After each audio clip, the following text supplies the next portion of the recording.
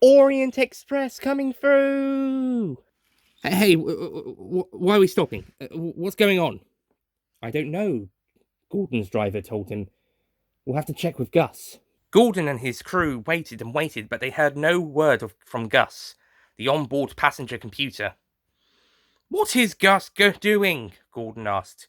Suddenly, many people were thrown into space. What is Gus doing, letting people fly into space like that? Gordon asked. His crew did not know. Later, Gordon and his crew were still waiting when Gus announced that he was going to decompress the air filter inside the carriages. What is Gus doing? Gordon asked. Why is he killing the passengers?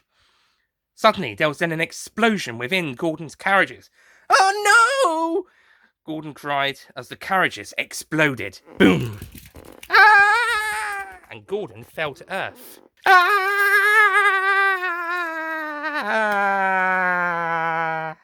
With a mighty thud, Gordon crashed home on the island of Sodor. Ow! He cried. Luckily, Edward was nearby and brought the breakdown train. Don't worry, Gordon, we'll have you back on the tracks in no time, he said. Ow! Gordon had had a terrible experience. Whatever Gus, the onboard computer on the Orient Express, had done, it had caused him to crash to Earth. And he was not in good shape. Not in good shape at all.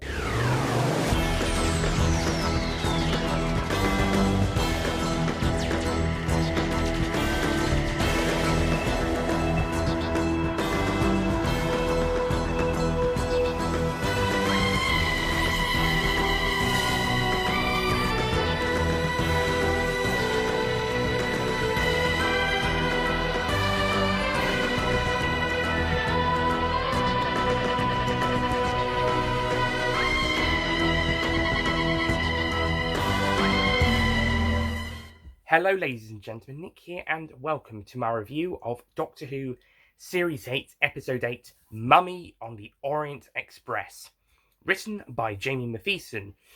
This episode was actually his second episode written because he would actually write the next episode, Flatline, first, but like with Neil Cross, who wrote Hyde first for Series 7, the production team really liked Flatline, so they asked Jamie Matheson to write an earlier script, just like Neil Cross was asked to write The Rings of Akaten, which was 2 episodes before Hyde in Series 7, and now Jamie Matheson has been asked to do the same, except this time it's the episode before, directly before, although now it's not tying into Flatline apart from the overall series stuff, but besides that, Matheson wrote Flatline first, and then he was asked to write Mummy on the Orient Express, which would be broadcast first.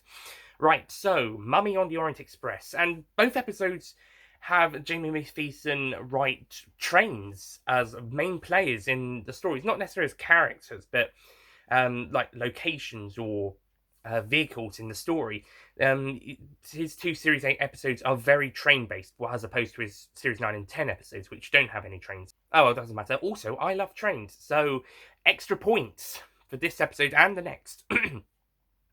So, the story of the Mummy on the Orient Express sees the Doctor and Clara having one last hurrah before Clara leaves the TARDIS properly, following their fallout at the end of Kill the Moon. However, there is an Egyptian mummy on the Orient Express who is killing people within 66 seconds. 66 seconds to kill the people. As soon as they see the mummy, start the clock. And it's a great concept, by the way. So the Doctor has to investigate what's going on. Meanwhile, Clara gets stuck in the room with one of the people who would later become an almost victim, someone who doesn't get killed but almost was. But she's trapped with this woman called Daisy, whose grandmother was the first victim. So they have a couple of character moments together in that story. Meanwhile, the Doctor teams up with the train's engineer, Perkins, played by comedian and Doctor Who fan Frank Skinner, who, fun fact, was in the Five-ish Doctors reboot as one of the Dalek operators. So they team up along with a couple of scientists and clever people who have been brought onto the train, and some of the staff on the train, to investigate what's going on with the mummy and try to analyse what the mummy's about, and try to understand it and try to figure a way of stopping it.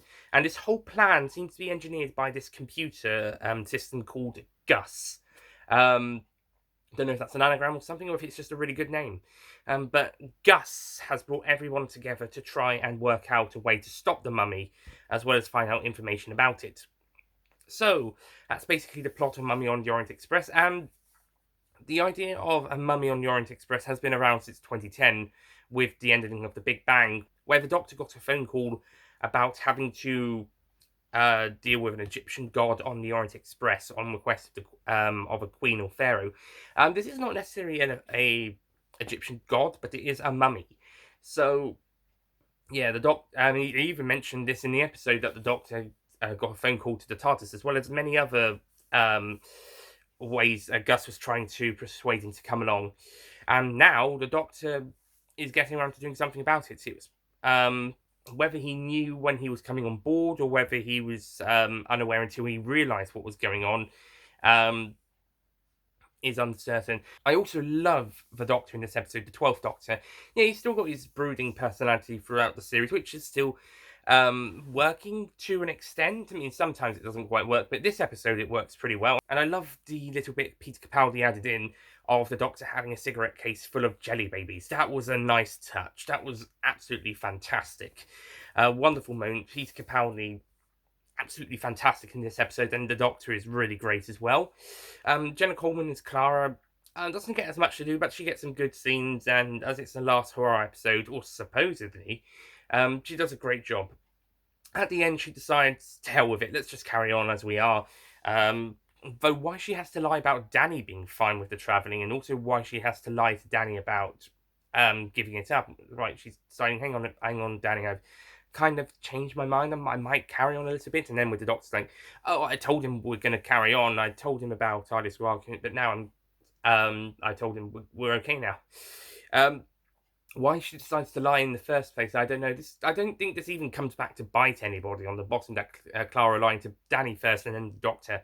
The Doctor realizes she lies in the next episode, and then in Forest, apart from Danny being annoyed, she's calling the Doctor instead of parents of the children they're with. There isn't really any consequences for Clara lying. Oh goodness, she is starting to become like the Doctor, isn't she? This is going to play an important role next week. Next episode, I should say. But in the episode, Clara's okay. Whilst she's in the little room with the Egyptian cabinet sarcophagus, the Doctor has to get a new friend to help him out throughout most of the episode. This is where Perkins comes in. Frank Skinner is brilliant as Perkins, and it's a great character. Really great. In fact, he's even offered to become a companion at the end, which he turns down because he's worried that a life like that would change someone. But Perkins would have made a fantastic companion. And if we're not going to have bloody Courtney Woods or Danny Pink join the TARDIS, let's have Perkins. But alas, Perkins turns down the offer to become a companion, and he doesn't even become a recurring character. It's just a one-off guest character. But he's a fantastic guest character. He's easily the best guest character of the series so far.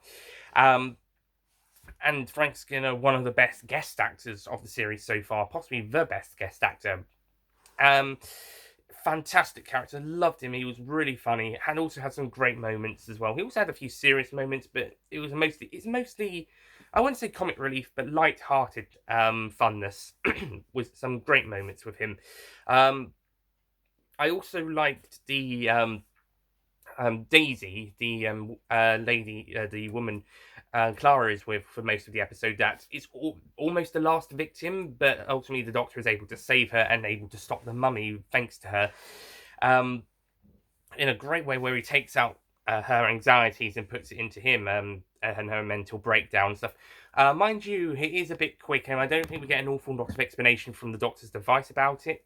About the Doctor's device and doing how it does its thing, but I'll accept it. It's wibbly wobbly timey-wimey, sciencey-wincy, technological stuff. But she's a great character, and the actress does a great job in the role. I also like the train boss guy, can't really call him Captain Head of Security, I'm not sure. But the guy who was formerly a soldier and then was in the office with the Doctor. I don't like the bit where they kind of sort of arrest the Doctor for faking being a thing, and then is they're not really listening, but it doesn't last very long. It's like half a minute, and then they realise, oh shit, we better listen to this guy. This is the quickest time the Doctor gets into trouble, but then gets himself out of it with a character being a bit of a dick. And he was a likeable character in the rest of the episode, so I'm not going to hold this bit against him. It was the only bit I wasn't so keen on, but as it's the quickest example of this, then I'm going to let it go. I'm not going to bash about it. And the character is pretty great, and the actors are in a great job. We sadly don't get as much time with the professor who knows a lot about the Foretold, but he's pretty good in the scenes we get with him. And Gus is a deviously devilish character. If I had another issue of the episode besides that one bit I just talked about, which I will let go because it doesn't last very long, and the nitpick about the Doctor's device thing where she transfers the anxieties from not Daisy, it's Maisie, from Maisie to himself. Apart from those bits, the only other thing is that we don't really know much about Gus, why he's doing this. He wants everyone to work out how to stop the mummy, and he'll kill people. When the Doctor's getting some information from Clara, which could be something similar to along the lines of what's happening here. They have to try and work out what's going on, otherwise they will die. And when the Doctor's being distracted by this and information's coming out, Gus tries to kill the less important people, which leads to the Doctor to working out the mummy kills off the weakest one by one, and then at the end, Gus tries to kill everyone because they seem to be like witnesses or something. Perhaps what Clara was looking at was other examples. Maybe it's not just this mummy, but it could be other mummies that happened. And it turns out the mummy is a soldier in a war with malfunctioning technology within it, and the Doctor has to tell it that they surrender and that the mummy is relieved until so that it can be stopped. But that leads to my issue of we don't really know much about Gus, and we never see him again or hear him again. He never turns up again. We don't know what happens. This is a open-ended storyline. Maybe this was intentional. Maybe Jamie Matheson or Stephen Moffat or the script editor left this intentionally left open in case they wanted to explore it later down the line. But unlike the Master being resurrected in the end of time, following the open-endedness of him with the ring in Last of the Time Lords, unlike that, this was never followed up upon by Matheson or Moffat or anybody else. No, this has not been followed up on yet. It hasn't been in the Moffat era, and I don't think Chris Chibnall's going to be following it up, at least certainly not in series 13, and he hasn't in 11 and 12, so I mean, it's open for the future, I suppose. But it hasn't been followed up just yet. There isn't really many other supporting characters that is worth mentioning, although I believe Albert Einstein is in the background. I think I could be wrong about that, making this his second cameo in a Doctor Who episode, Doctor Who story following Time in the Rani. Actually, it's his third because he also pops up in A Christmas Carol. And I was about to say this does not count Death is the Only Answer, the minisode. That would actually be his third, and then this would be his fourth. But discounting Death is the Only Answer, this is the third cameo of Albert Einstein, although technically the second was in picture form. So this is the second time he's actually in the action, but it's a cameo. That's the thing. We actually don't have the Doctor actually interacting with Albert Einstein that much, apart from in Time to Rani, escorting him out of the TARDIS. Here, probably working with him to figure out the mummy. In A Christmas Carol, it's a picture of him going to see Father Christmas, and of course, Death is the Only Answer is probably the closest we get to the Doctor actually getting some interaction with Albert Einstein. And like with Winston Churchill, they reveal they have some history or connection with each other, which makes sense. But it'd be great to have a Doctor Who Albert Einstein story in some media besides Death is the Only Answer. The only other person I'll mention is Foxes, who is a singer on the train. Foxes is a real-life singer, of course, and she plays a singer in this story and performs a kind of jazz version of Queen's Don't Stop Me Now. And there's also a music video for that was released around the same time of Don't Stop Me Now by Foxes, featuring clips from every episode of the series apart from the last one. So 11 of the 12 episodes of the series, which makes sense. But yeah, it's she does a good job in the role, and she does a great rendition of Don't Stop Me Now, although the original is a masterpiece and cannot be topped. Besides characters, the setting is fantastic. The inside of the Orient Express is amazing. It looks brilliant. It looks amazing, and it captures the feel of the original really well. The baggage cars and other sections of the train also look really great. And when it turns into a laboratory, that looks pretty cool as well. It's not. It's a bit white in places, like a laboratory would be, but parts of the panels have a nice shade of a light blue, so that's a nice addition. It's not just plain or boring white. It's a nice contrast of white and blue. Um, and it looks pretty cool, and some great sets here, and some also great visual effects in places. Murray Gold's music is also brilliant. It's not just stopping the monsters every other couple of minutes. They actually get some really great music into this episode. Last episode, as I mentioned, even he struggled with doing a good music score. It didn't really work. But here, whatever was going wrong with Kill the Moon, he's managed to get out of the way, and it works really well. And this is a great track. Cinematography and editing is also lovely, and there's some great lighting in places. Bright where it needs to be and dark where it needs to be. Brilliant, and some great stuff. And the ending is also a really nice bit with the Doctor and Clara on the beach. Yes, that is the same location where they filmed scenes from Last of the Time Lords, but it's a great scene there. This is the Doctor and Perkins scene in the TARDIS just afterwards, and then the Doctor and Clara getting back together, so to speak. I mean, not as a romantic relationship, but you know what I mean. Like I said, my only kind of issue with that final ending is that Clara does lie to both him and Danny, and it doesn't really lead to any consequences in later episodes, just that the Doctor figures out the lie in the next episode, and Danny being annoyed that Clara's calling the Doctor rather than the school parents of the kids that they have in the school kids they have taken out on a trip in the Forest of the Night. That's about it. There's not really any consequences. The only other thing is maybe that Clara hasn't told Danny she loves him sooner, which leads to his death. That bit in the start of Dark Water. But apart from possibly that and the other two bits I mentioned, it doesn't really have any major consequences. Oh, by the way, what happens to Danny in the series finale is not a direct consequence of what happens here. So, besides those niggles, and apart from a few nitpicks, Mummy on the Orient Express is a fantastic episode. This is a fun adventure. It's exactly what we needed after the last episode. Last week, Kill the Moon, it felt like they were deliberately writing a bad episode just so that you can get to that ending. And just so that Clara can have a motivation for having an argument with the Doctor in said ending. And it just felt that it was just trying to get to those bits, and it didn't really care about what it wanted to do. Mummy on the Orient Express, not only is it having to have the Doctor and Clara have one last great hurrah before Clara decides, I'm going to stick around, but we also have a great story around it. It's not, well, Kill the Moon didn't really care what story it had, and it was probably deliberately bad.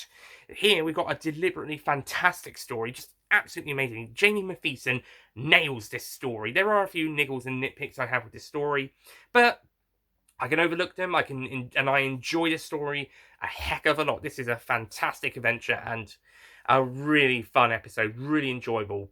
Check it out. It is a fantastic episode. I shall be giving Mummy on the Orient Express. I was wondering whether I should give it a 9 because I had my niggles and nitpicks. I did have my wonders, but this episode was a major must need now, straight away, following last episode. It is exactly what we needed. So, with that in mind, I will be giving Mummy on the Orient Express a 10 out of 10.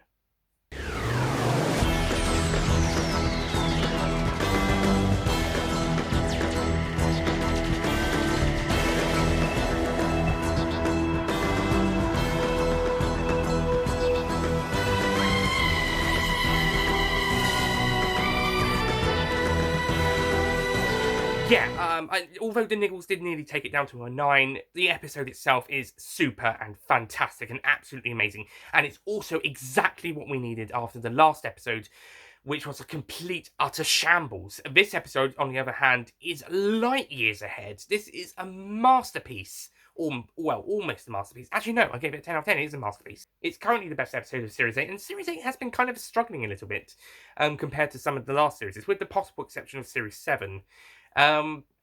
Possible exception, not definitively exception or the exception, but possible exception.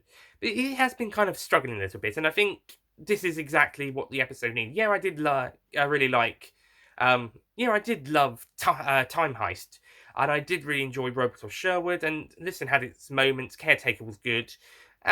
Deep Breath was a good start, I guess. Yeah, it was a good start, but considering how much of a struggle this series has been to get going, compared to most of, if not all of the previous series so far, then this is exactly what the series needed, especially after Kill the Moon. And the great Jamie Matheson's scripts continue next time as we take a look at his other Series 8 episode, Flatline, which also involves trains, as I mentioned earlier. Thank you very much for watching this review, and I'll see you guys next time. Goodbye.